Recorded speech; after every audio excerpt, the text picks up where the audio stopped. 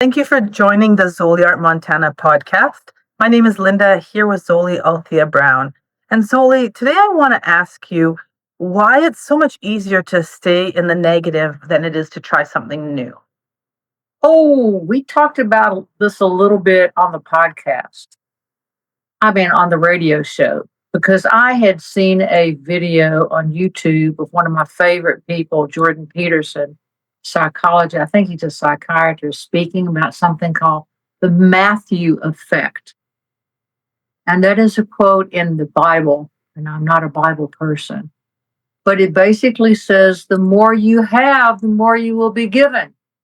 The less you have, the less you will continue to get. And I've thought about that and I discussed it with my brilliant husband, and he and I were both in a conundrum. And I thought maybe I'm approaching it differently. Positive, negative, clearly being positive, not over the board, but being positive can move us into the future, which is evolutionary. What if it's a neurological thing? What if it's just physics and neurology? It's not woo woo, it's not religion, because a body in motion tends to stay in motion.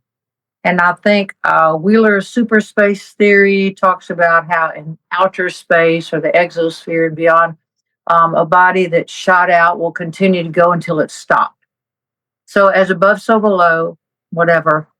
But what if it's neurological and if it's the effort that it takes to stop being negative that is the issue? It takes energy. It takes progress to stop the movement and to freeze for a minute and then go in another direction. How does that benefit humanity? There are certain neurotransmitters that are activated when we are negative or positive, starting, stopping. So I'll leave it up to y'all, but I think, and the Chinese say, and I love China everything, it says that you can be too happy. Clearly, you can be too happy. We've all been a little off the chart, laughing hysterically with friends over something happened, anxiety, neurosis, whatever. So the balance factor is what we're looking for. But there's not much balance if we're being negative or we keep getting less and less and less and we think we're putting out an effort.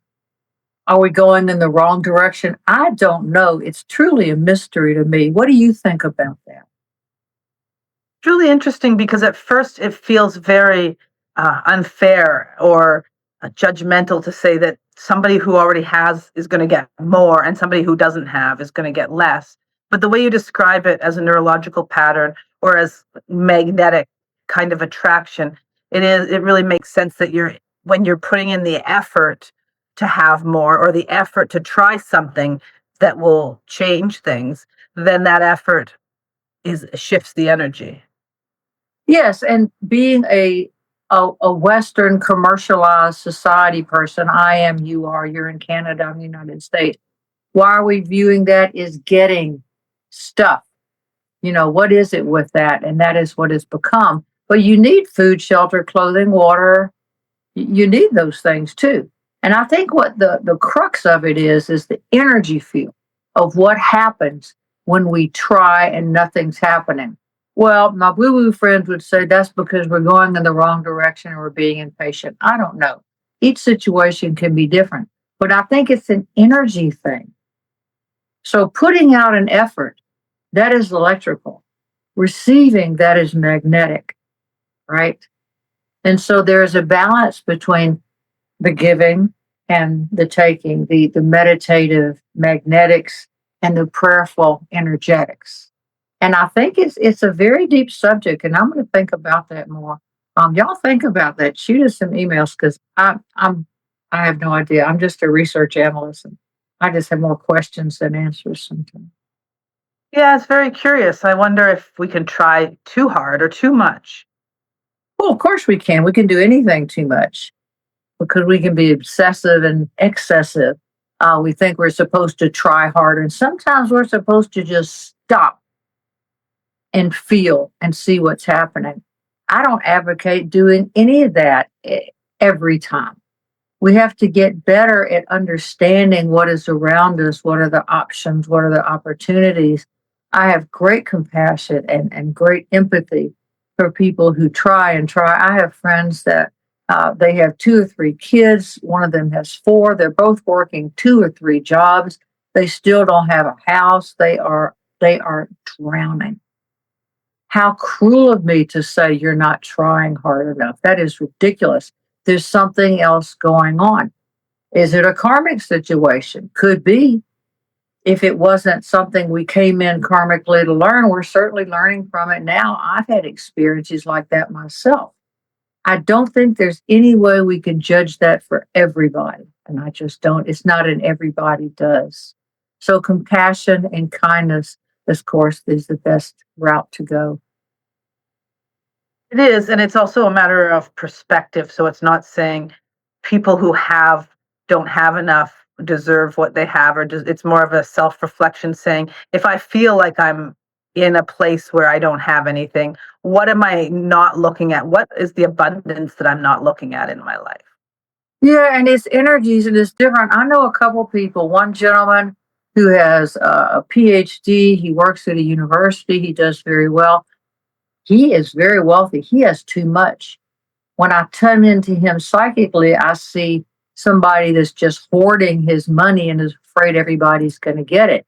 And that's the most important thing. That's sad to me. And then there are people that I know who are, shall we say, poor, who are very angry at people with money. So there's all levels to this. Are you supposed to be? I just don't see it. I think the important thing is to question it and to see how that we can serve that idea in a kinder way, a more compassionate way, and to give to others when we can. That's really well put. And it seems like the opposite of that is coveting, which is kind of the same energy as um, being in lack. Oh, we all covet. I mean, it's just part of life. And see somebody with, I'm a girl, I'm a Southern woman. Oh, that's a great pair of shoes. Where'd you get those? I really covet those shoes. I'm not going to grab them off her feet or hate her for it. But we get the wanches about things. Things are fun, things are cool. But to get obsessed with those things, that's when it gets into the negative energy, the satanic triangle of having to have, going after, and then getting, and you hide in the corner with it. So we all know that. We really do. We have these so-called 7 deadly sins in our backpack we get when we were born. And we pull them out and we don't look at them and we point at other people that they're doing it. It's just part of human nature. We're not going to stop doing that. Hopefully we do it less. When I do that, I get really frustrated with myself. What are you doing, Zoli? When did that start? Well, if I back it up far enough, I might see a time in my childhood where I was being made fun of for wearing a certain thing or whatever, and being an empathic little INFJ who was hypersensitive and not real bright at that time. I think it created an implant in me to where I might feel intimidated. But we can't always consciously back those things up. Sometimes we just have to let it go. That's true. And it's very reassuring that all you have to do is try, because some things feel very muddled or stressed or difficult or very deep. And just trying is a small shift that doesn't feel like it requires a lot of us. It is a small shift. And there's this precious moment with trying. I was thinking about this morning and I got up and doing all my little things that I have to do in the morning to make sure I'm a conscious human being. At least I try to fool people that I am. I thought, what is that little moment when I'm avoiding and not wanting? I don't want to try because of the effort. There's a little switch that changes and we feel hope. We feel light come into that. And that is a precious thing. Then we have to hold on to that and quit listening to the negatory inside of us, or somebody telling us something we don't want, or me telling somebody else something they don't want to hear. It's very, very complicated, but there is a switch, I think, that happens. And that's in your morning routine. Are there other ways that people can break those neurological patterns that are keeping them stuck in the negative? To me, I've had to develop habits, habitual patterns, and I had to try and practice those. There are several views on that, and I find it interesting. Some people say, well, if you do something for 3 weeks, it pretty much sticks. Now, I don't know why. Are there certain neurotransmitters that, once again, don't want to stop because it takes more effort? I don't know. It becomes a pattern. And patterns good habits or patterns. I want to go down at 7 at night and do my exercise program. I've ingrained that into my life. That works for me. And I think we have to be people. We have to look at how do we interact with our life on a daily basis? What's in front of us that if we just do those things without overthinking it, that we will see that things flow a little more gracefully. That's very apt. When you said the patterns that are right in front of us, we can really focus on not just what the negative things are that we're doing, but there's other positive things. So we can maybe tune into, maybe I'm keep forgetting to clean the closet, but you know what? I'm doing my dishes every day. So we'll keep up that and add to it. Focus on the positive instead of the negative. Yeah, and add to it. I think that's very important. And to treat ourselves as our beloved. Look at me. I did a good job today. I had a hard time emotionally. I was worrying or I was doing weird emotional stuff inside my head. Nobody else knew. It was my little secretive pattern that nobody knew. I smiled. I was all right. I wasn't nice to be fake, but I was trying to get along and not interject too much of my personal world into the higher power. When you're in a household with a family, we all know that you have an energy field that's a higher power. It's that family unit. And that's what needs saving. And that's what needs not rejecting the bad stuff, but look at it. We have to look at things. And sometimes we just don't have the support to do that. And it's very important to find some kind of support. That's why I advocate get some counseling. If you're a Bible person, read your Bible. If you're a New Age person, if you like go out and have solar eclipse patterns, do something that gives you a spiritual basis to where you can repeat to that at any time that you need it. And that'll become habitual. And that feels really good. Yeah, it is a really positive way to shift things without feeling like you're overwhelmed and you have to do it all at once. Yeah, overwhelm, I find that interesting when I do that. And I've said for years that complexities are just a mass of simplicities that have been ignored and not put in their proper place.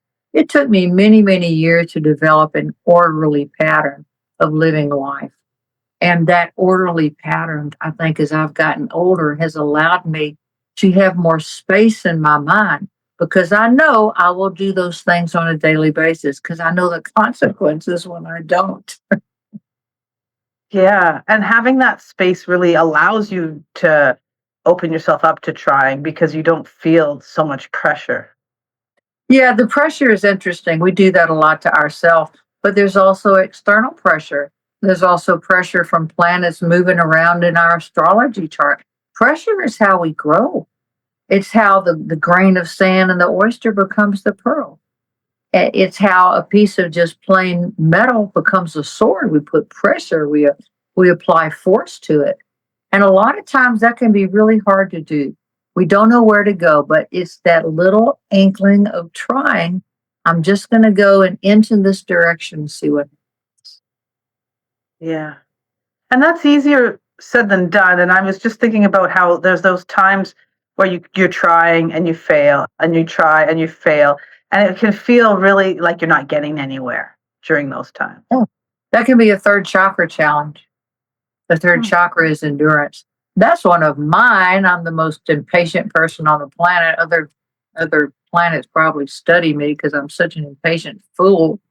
But I've had to learn, and I still am learning, more reticence, more patience, and more waiting. So, what is impatience? Impatience can be when we see the future and it's not happening. you know, think about little kids. Grandma's coming over and she comes over. She always brings me this stick horse. She'll be here tomorrow. And I'm so excited. Well, it can also be, I've got to clean that closet out tomorrow. I know I do. It's just human nature. We overthink things and we over emote things. We overdo things to avoid doing things. That is why having some kind of orderly way of living your life that helps, not rigid, but just something during the day that I'm going to do this every day. And that's going to help me be a more balanced person. And there's plenty on the internet. There's a lot of people that can help you to do that. They're life coaches, they're life organizers or whatever. You can find anything on the internet. I think you and I were chatting on the radio. So I said, no longer do I have to drive myself to the library and stay there for 8 hours with 5,000 books here. Now I stay at home. I don't have research piled around me in books. I've got my iPad. Oh my God, what a change. So, how has that effort changed? There's less physical effort that goes into this, but it can be isolating also. So we have to find boundaries and it changes all the time. Oh my God. Nothing is stable except the idea of stability itself, really, because things are changing. Molecules, atoms, things are moving all the time. And we get in our mind this idea of solidity, I think, because I can look around the Zoli art studio. None of this stuff's moving. If it does, let me know.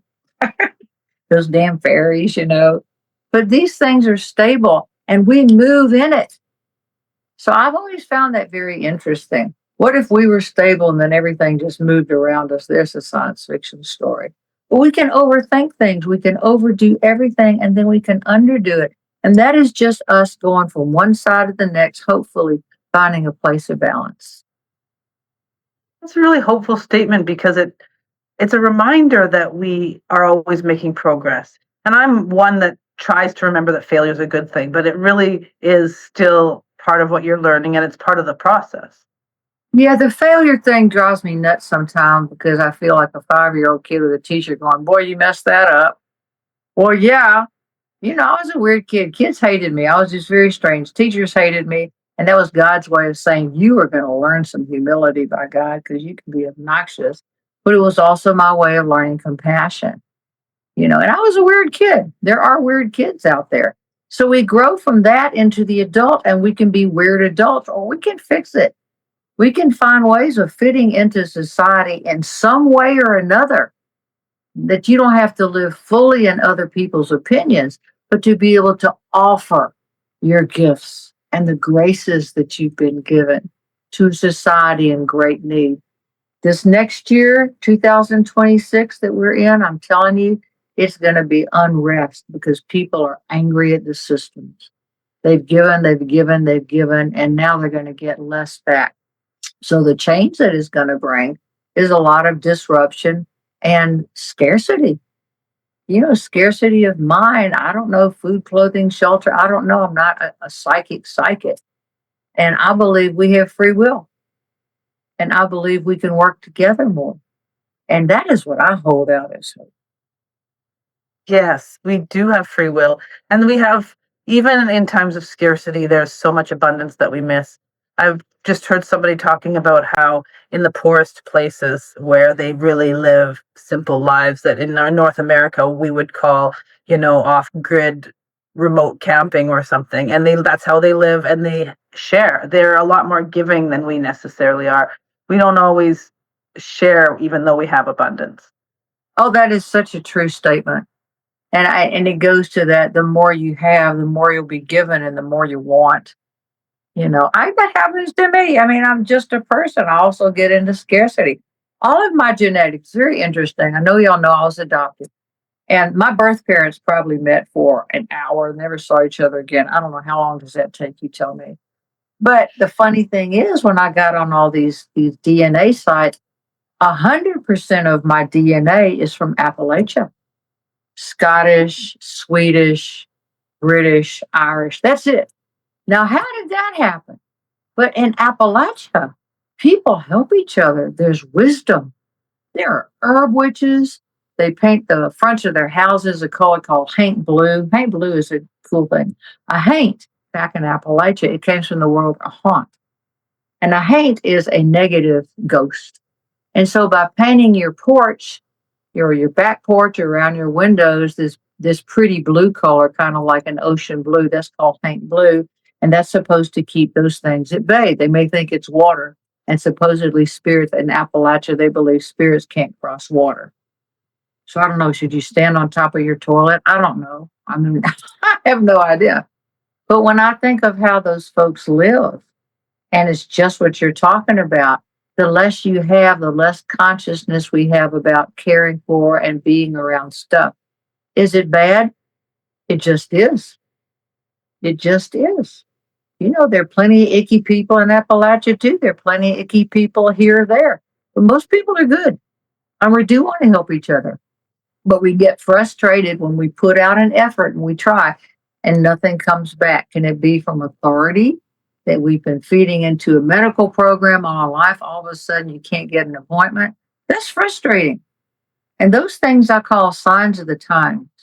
Have we created it? Some people believe, well, everything we do, we have created that. I think it's more of a Borg situation like Star Wars, Star Trek. I think we live in a certain society and things kind of filter in and out of those things. And when you think of the differences in societies, I have a friend in Turkey, one in Montenegro. Their societies are very different than ours. Are they wrong? No, it's just we react and respond differently.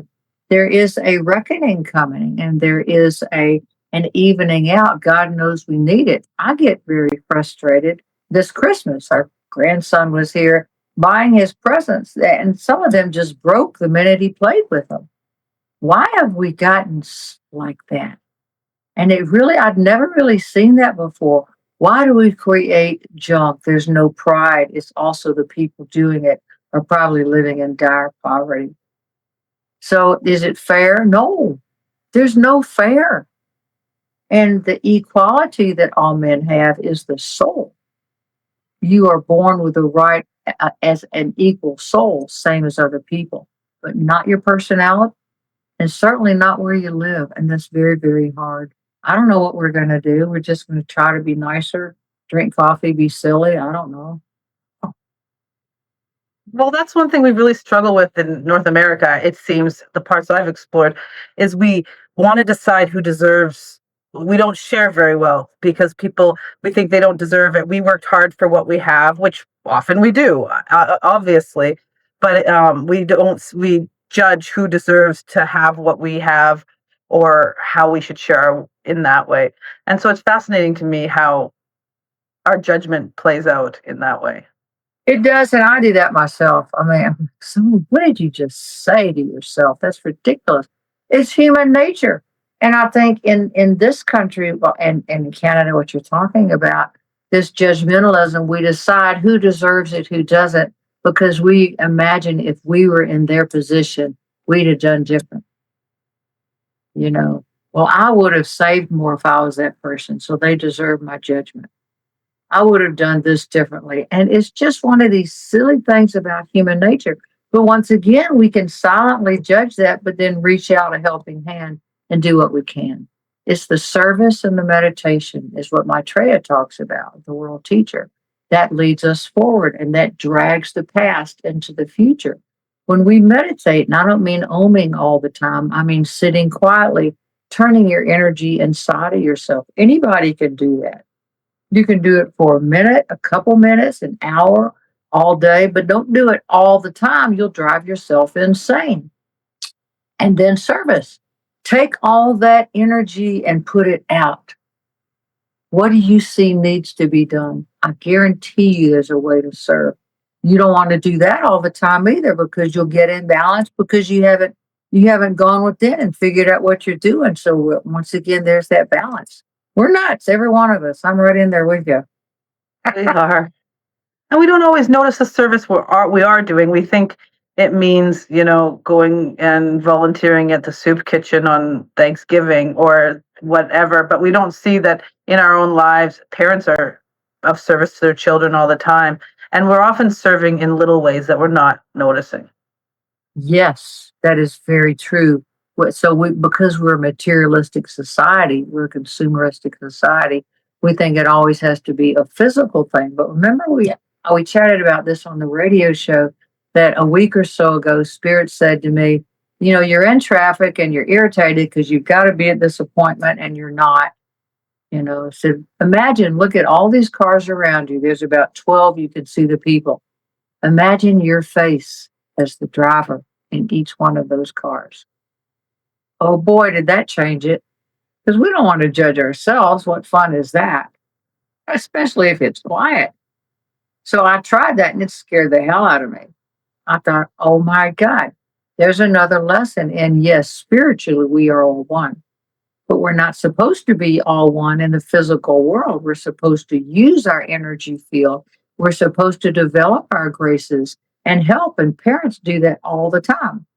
I watched the sacrifices my husband has made when his grandson is here. They drove it's Montana. You know, you drive a couple hours to go eat sometime. It's nothing. It's crazy. It's crazy big place. So to get up in the morning at 5:30, they drove 2 hours to the Discovery Ski Center to the ski runs. And then he's going to drive another 2 hours at home. And they've done that 3 or 4 times this week. That's service and that's dedication to take care of who cannot be taken care of. But with service, you also have to be careful. Are you taking care of people that don't need it? Is it a codependent thing? And that's your choice. It's what it is. I did plenty of that in my life. My recovery is Codependence Anonymous. Oh my God. I could have told you everything about other people and knew nothing about myself. So I kept getting myself into these ridiculous codependent relationships. I thought, why am I always taking care of everybody? I don't get any help. Well, duh, Zoli. Who do you think you are, Mother Teresa? You don't look anything like her, you know, and well, she's probably a saint by now. So it's hard and it's supposed to be hard. It's supposed to be disappointing. And damn it, we have to pull ourselves out of that. But you're so right. If you are raising children, what greater service is there to the future? What I can think of no greater service. There really isn't, because the children are our future. And we don't necessarily, I think, in society remember that enough. We often push them aside, but parents are doing that work every day, and they're making the meals and they're doing what needs to be done. And what you said, you nailed it when you said we have to remember ourselves. You can't give and give and give without being of service to yourself as well. I have a Correct. And when you were talking, it reminded me of a friend I had in Olympia. She was a young mom. She was good at this. I didn't know how she did it. I couldn't have done it.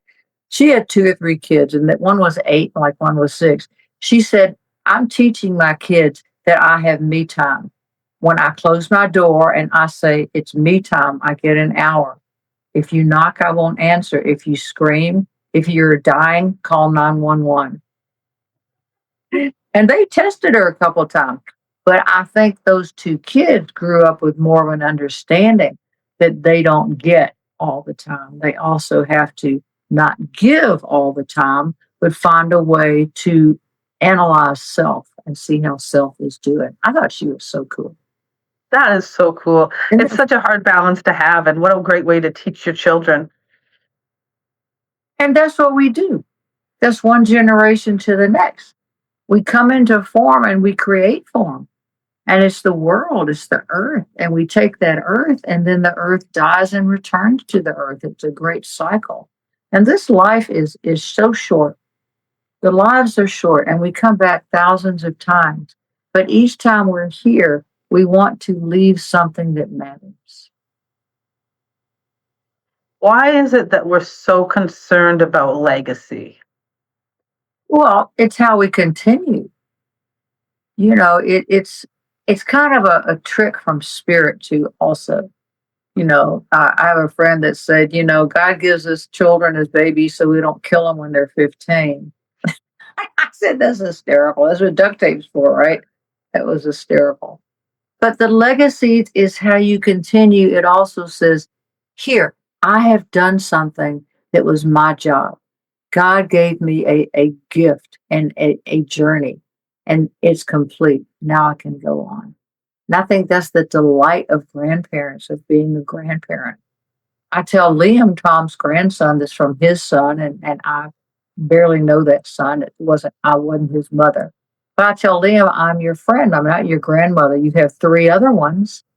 I'm your buddy. I will help you and I will guide you. He's a little Aquarian. He wants freedom and technology. It's 8 at this point, about to be 9.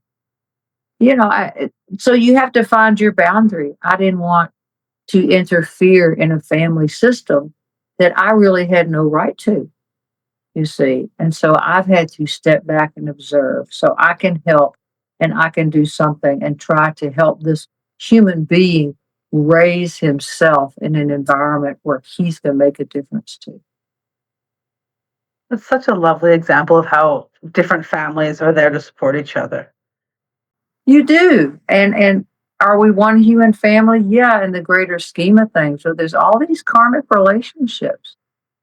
And we don't always know what they are. They can be very difficult to navigate. But what matters is the feelings and the love.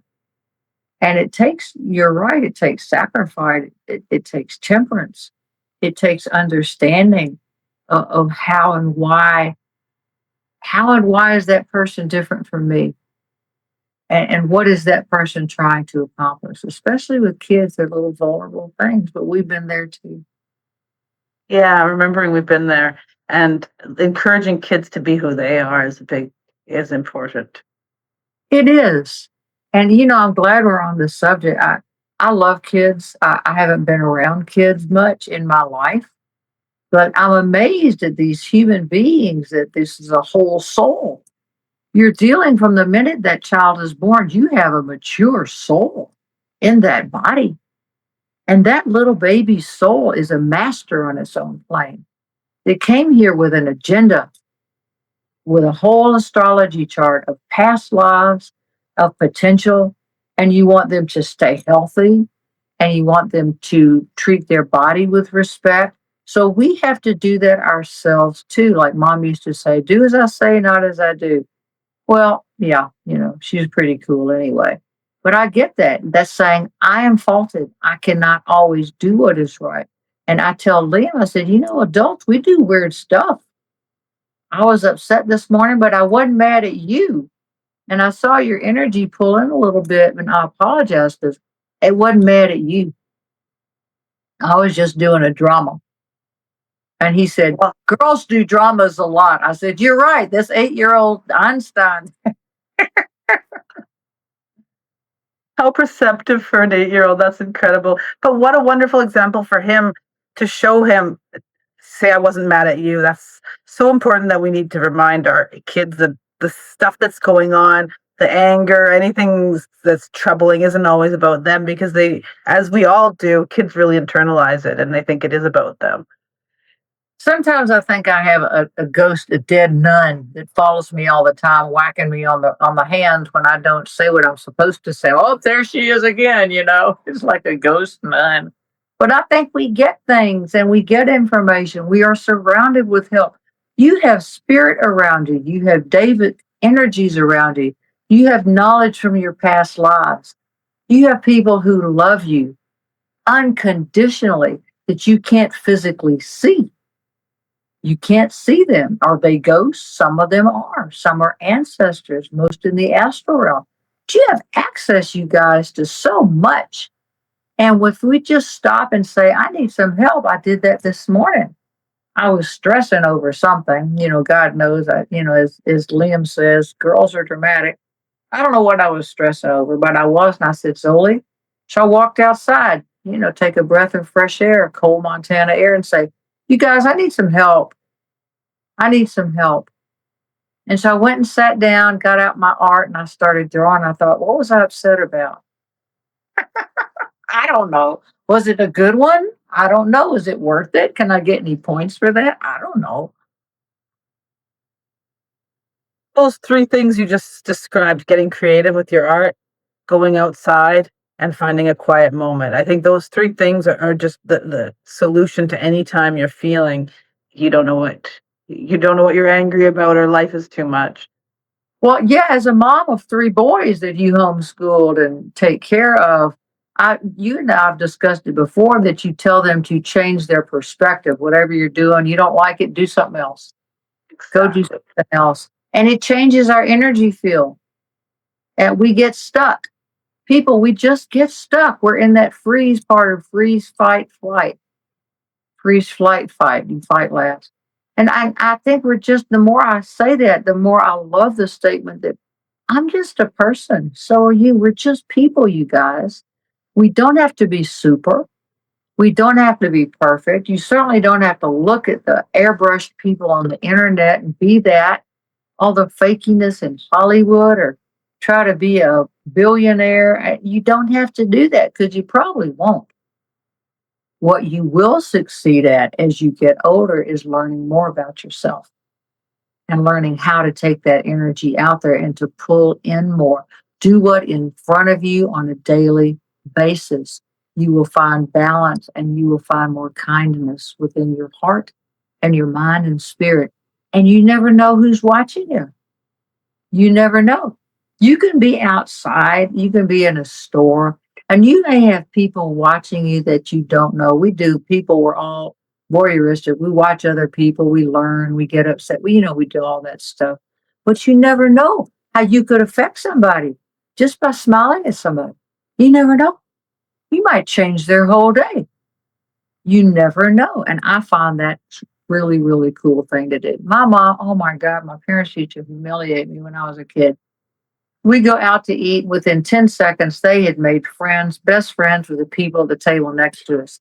Oh my God, I can't believe you're doing that. I'm so embarrassed at you. Well, I do it now because I've become my mom and she was cool. Well, she humiliated by that because I was embarrassed. How can you just do that? Well, they didn't know a stranger. They didn't know a stranger. And I was blessed with that. So I had to grow into myself.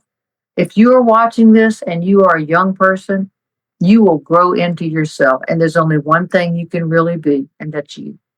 If you want to be unusual and magnetic and not like anybody else, just find out who you are. And it's really, really true. You are a special snowflake in that way. But you have to find a way of taking the wholeness of who you are and fitting it into the slot somehow in a society where you can fit and make a difference. And you don't have to make a big difference. Sometimes you just have to show up. Just show up and see what happens. Oh, there's so much kindness in that, and being who, just telling people to simply be who you are, because we're always here in the media and online in our busy lives. What people telling us what we should be, how we should be, who we should be, and why we're not fine the way we are. But the way you described it right there just brought so much comfort. And it's like, you're enough. You're enough as you are. You are, and I need to learn that more about myself because I also get affected by the plethora of people selling something or they're trying to sell themselves to be famous. Oh my gosh. Why would you do that? Are you that insecure? Yeah, they are. They'll convince you that if you don't do this by a certain time, this will happen. Or if you're this kind of person, that means this or that. It doesn't. They're getting points by getting your attention. Remember, you are a God incarnate here. They want what you have. And the less you offer, the fuller and fatter your life is going to get. That's very true. It makes me think of the fear of missing out. And in recent years, I've been hearing the term the joy of missing out. And I embrace that, because instead of wanting what everyone else has, you have the joy of, I don't need to have all of that. I don't need to be in all the places.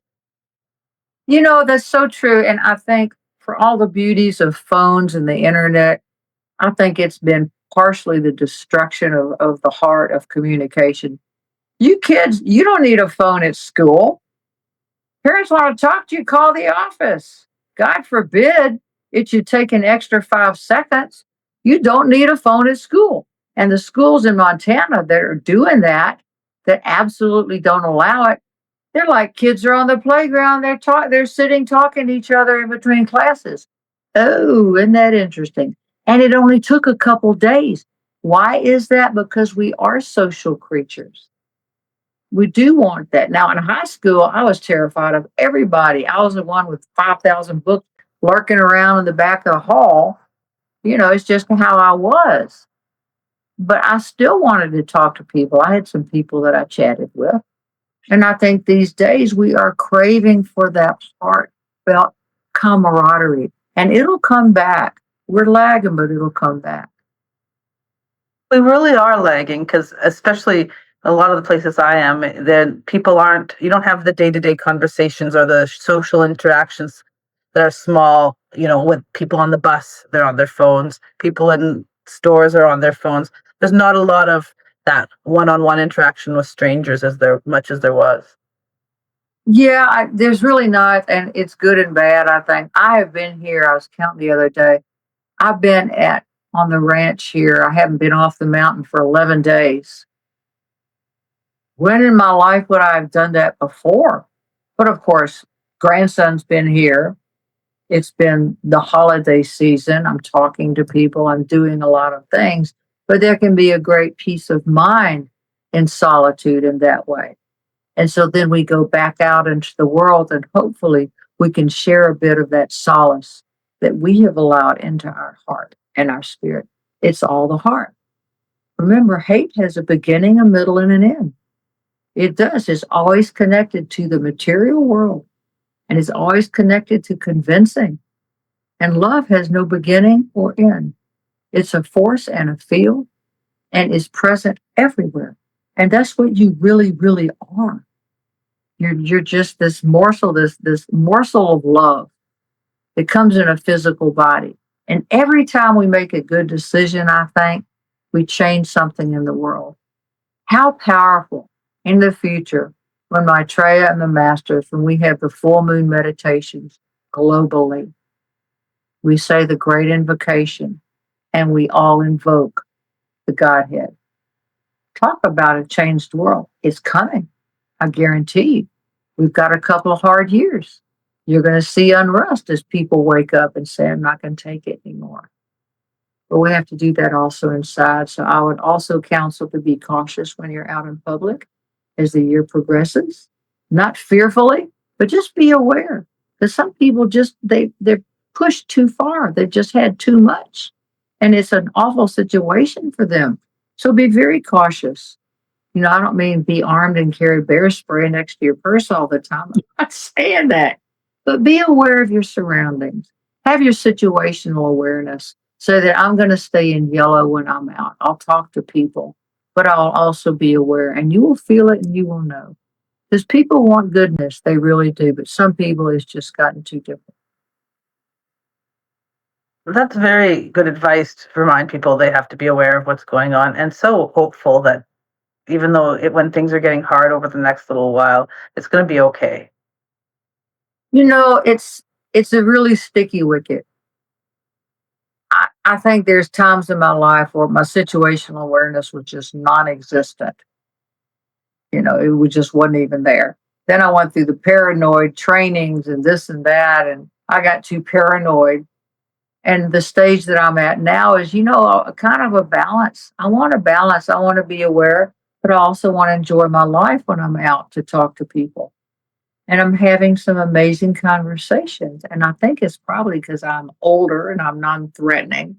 Not that I was that threatening when I was younger, but older women. You know, if you're an older woman, it's cool to talk to younger women and to encourage them. I had that for me. Some of Mom's friends were wonderful mentors, and I promised I would do that. And it means a lot to these younger women. Of course, me, a young person, is anybody under about 45 with the age that I'm at, but that's okay. I'm a crone. I want to reach down and out and say, it's your turn. I had my time, you have yours. I was out, oh my gosh, I was having coffee. I was in Olympia. This was like 15 years ago with a gal friend of mine. And some just drop dead gorgeous gals came into Starbucks and they were dressed to the nines. They looked hot. And my friend was like, well, I said, don't go there.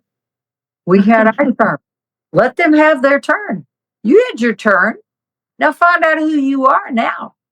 I never saw her again after that. And that's okay. That's okay. Her loss. It's No, inspiring no. to me that we can actually like to inspire other women to lift each other up and to be there for the younger ones. Well, think about it. You know, the way that the world has been the past millennia or so, that the female depended on protection from the male. And they went for the hyper alpha male to protect them of your home and your family and your children. And so it was very threatening to be around other women who might be more attractive to that male. But this is like a genetic hormonal thing. We have to get out of this. And the way to get out of it is to start small, to start ourselves. You see a young gal, I saw these, they were adorable. Two young gals standing outside of Starbucks. It was last August. Oh my God, if I had dressed like that, my mother would have put me in prison. And they were a little unsure. They were just And I said, "You guys look awesome." They said, "Thank you." I said, "Where did you get that?" And it really was amazing to talk to them because they softened. And finally, somebody probably older than their mom, maybe their grandmother, was saying, "You look precious. You look good." They did look good. And was it threatening? Yeah, of course it was threatening to me. I'm like covering my husband's eyes as we're walking. Because these are the hormones, they still live in us. And that's part of just accepting life as it is.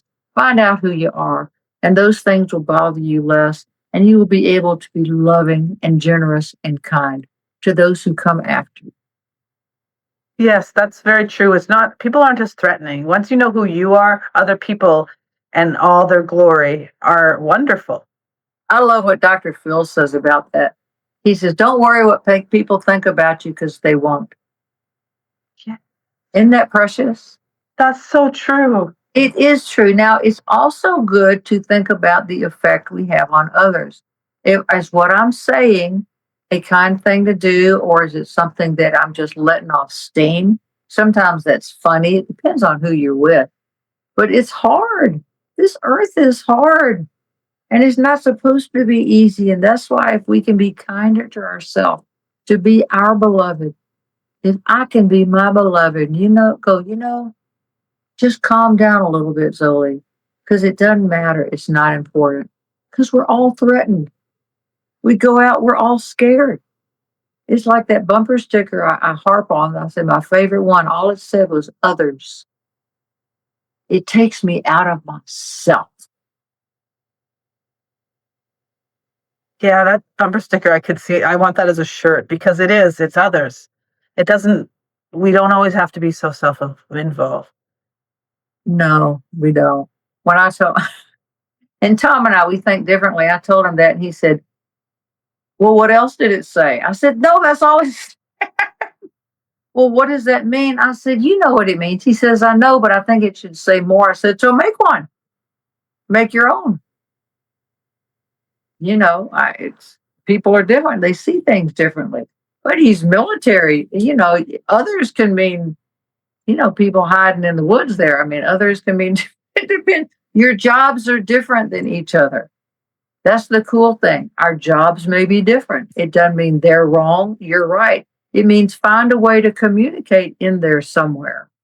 And that's the beauty of it. That's the dignity of being your beloved.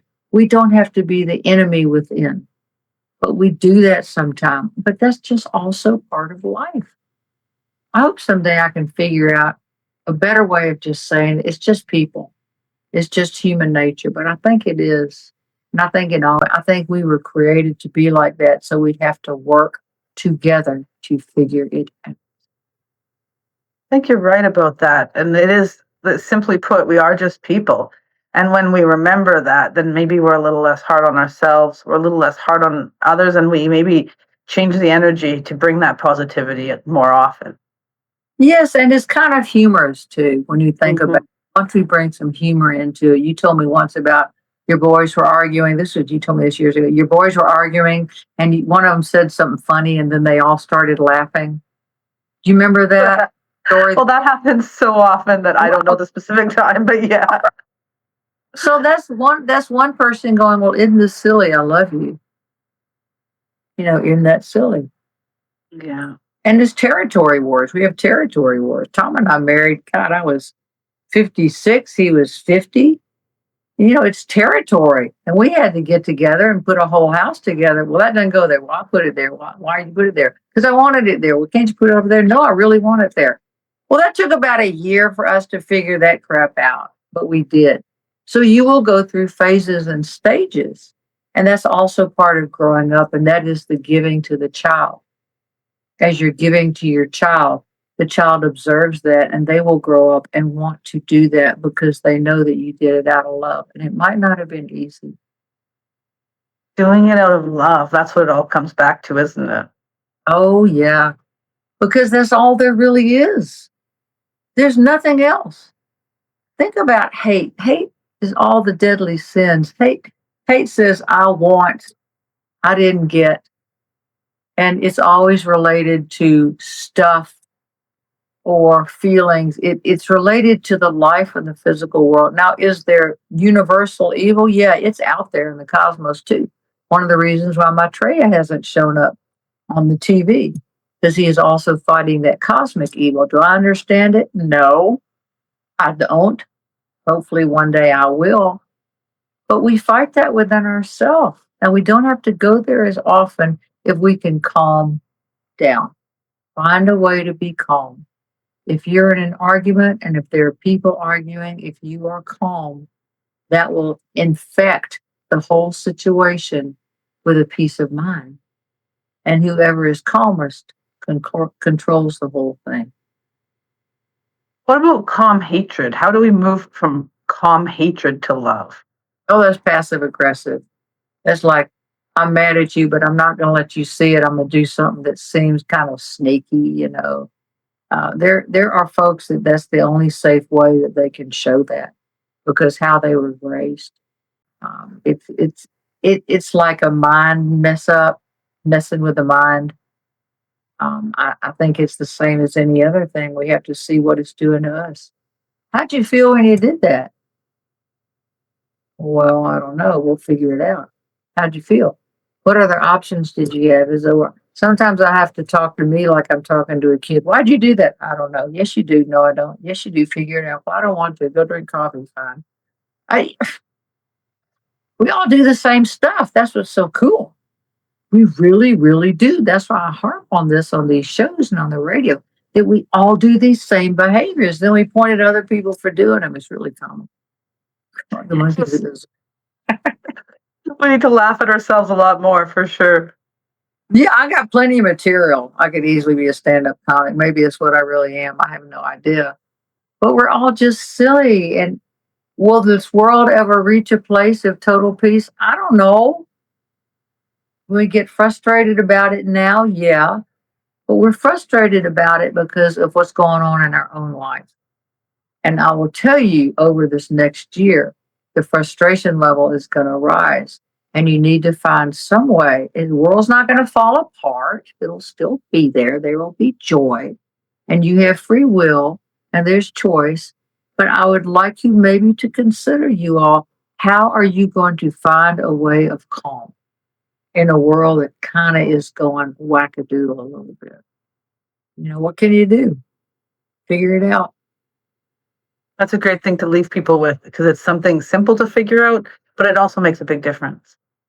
It does make a big difference. And you can make a big difference just by being calm and finding within yourself.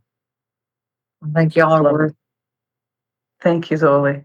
Thank you, Linda. Have a good one. A calm one, yes. A calm one, yes. Take care.